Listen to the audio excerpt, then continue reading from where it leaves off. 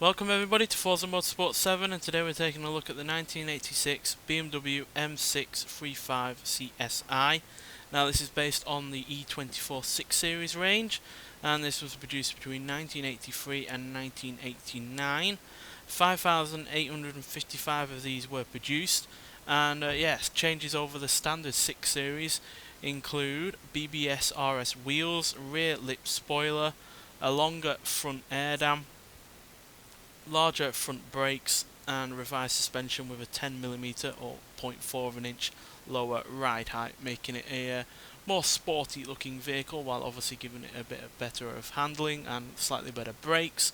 And at the time this was actually the second fastest BMW that had been made by BMW, coming second only to the M1. Speaking of which, this actually has the M1 engine inside it, meaning it's a 3.5 litre inline 6 engine producing 282 horsepower and 251 pounds-feet of torque. Now that's slightly more than the M1 produced, but this being a more ordinary road going vehicle, it is inevitably going to be heavier than the M1, while also not being quite as aerodynamic. But it is still, like I said, second quickest at the time of the release of this vehicle, which is pretty damn good when you consider the M1 is obviously a mid-engine rear-wheel drive sports car, and this is a sports coupe that is reasonably practical, as you can see. Got plenty of room in the rear there, plenty of room up front, and a decent sized boot as well, which is not too much to ask for from a coupe. But being a coupe, it's all about the looks, and yeah, this car does look amazing, quite frankly. It's a big shame that they didn't reintroduce the M6 after this version ended its production run, because obviously we didn't get the M6 back until the late 2000s, so yeah, big shame. But yeah, weighing in at only 3,329 pounds means that you can make the most of that huge amount of power, and being rear wheel drive, it's also going to be a car that's going to be pretty good in terms of handling, especially with those handling upgrades that it's had as well. So yeah, cracking vehicle in a lot of ways. I love the look of it. The engine is not only powerful but also sounds great, being a naturally aspirated straight six engine, and yeah, quite a rare car as well, so that's got that going for it if you're into that kind of thing. But nonetheless, let's get out onto the track and see what this car can do. Right, so we're at the Silverstone Grand Prix circuit for one lap, which I know is only one lap, but this is more than 3 mile track, so plenty of time to show off what this car can do in that short space of time. And yeah, this car can do quite a bit, nearly up to 7,000 RPM rev line, and pretty decent acceleration for a car that is as old as this.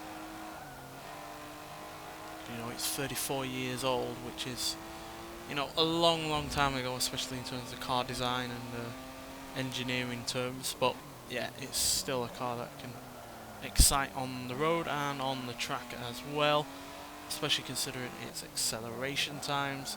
0 to 60 in 6 seconds, 0 to 100 in 15.1 seconds, and it'll go to a top speed of 159 miles an hour, which is still pretty good even by today's standards, quite frankly. And because it's an older car, you've got no turbo sapping the sound of the engine, meaning you've got a pure, unbridled, great sounding engine on the go.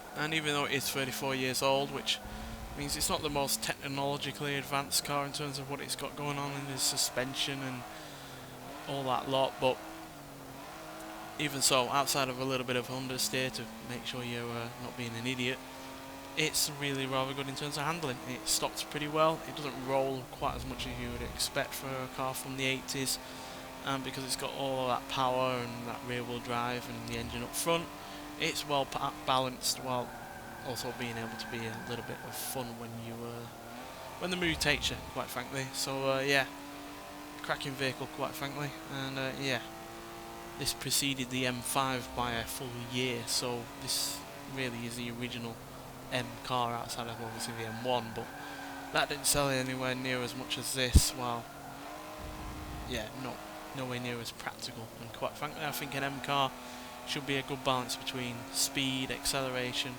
handling, practicality and general use on the road. And yeah, the M1 really isn't a car that is practical, nor all that good on normal roads, whereas this is, and yeah, at the same time it's still pretty damn quick. Certainly not as good in terms of handling or braking as the M1, because that is a lighter car with a more balanced layout, being mid-engine and rear-wheel drive.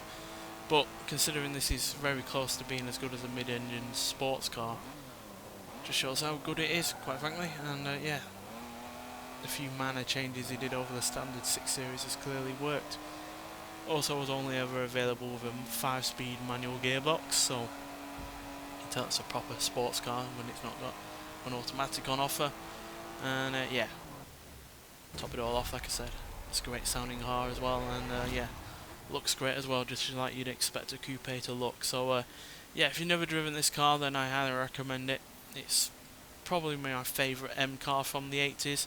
I know the M5 is a barnstormer of a car, and obviously that has, you know, 4 doors, so it's even more practical while having a similar sized boot. But yeah, for me, it's this car that is the pinnacle of the M cars from the 80s.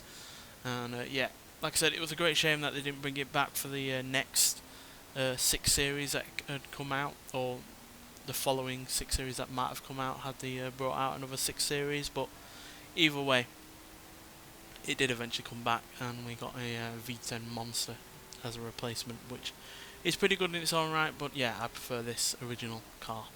Nonetheless, thanks for watching, and I'll see you in the next one. Bye.